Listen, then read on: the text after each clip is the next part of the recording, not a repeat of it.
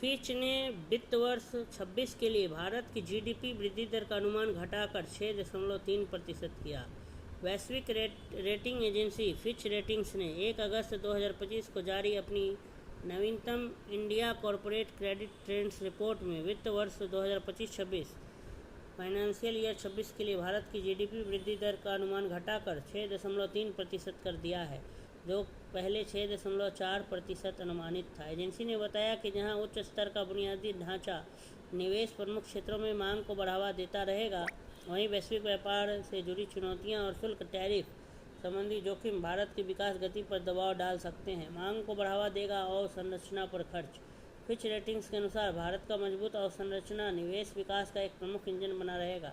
यह निवेश निम्नलिखित प्रमुख उद्योगों में मांग को समर्थन देगा: सीमेंट, ऊर्जा, पावर, पेट्रोलियम उत्पाद, निर्माण, कंस्ट्रक्शन, भवन निर्माण सामग्री। रिपोर्ट में यह भी उल्लेख किया गया है कि भारी पूंजीगत व्यय कैपेक्स के बावजूद भारतीय कंपनियों की क्रेडिट प्रोफाइल में सुधार की संभावना है, क्योंकि ईबीआईटीडीए मार्जिन, आय पूर्व ब्याज कर मूल्यह्रास और परिशोधन बेहतर बने हुए हैं। भारतीय कंपनियों पर अमेरिकी टैरिफ का प्रभाव।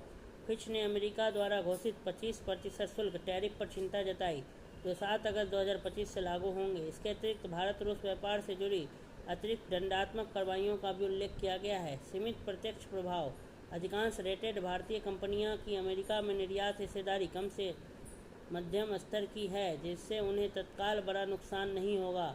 द्वितीयक जोखिम। हालांकि फिच ने चेताया कि वैश्विक आपूर्ति अधिशेष, विशेषकर इस्पात और रसायन क्षेत्रों में भारत की ओर मोड़ दी जा सकती है, जिससे कीमतों में गिरावट और मेटल व माइनिंग कंपनियों के लिए अस्थिरता उत्पन्न हो सकती है। आईटी सेवाएं, ऑटो कंपोनेंट्स और फार्मास्यूटिकल जैसे निर्यातित आधारित क्षेत्र चुनौतियों का सामना कर सकते हैं। अमेरिका और यूरोप में टैरिफ से जुड़ी अनिश्चितता से मांग में गिरावट आ सकती है।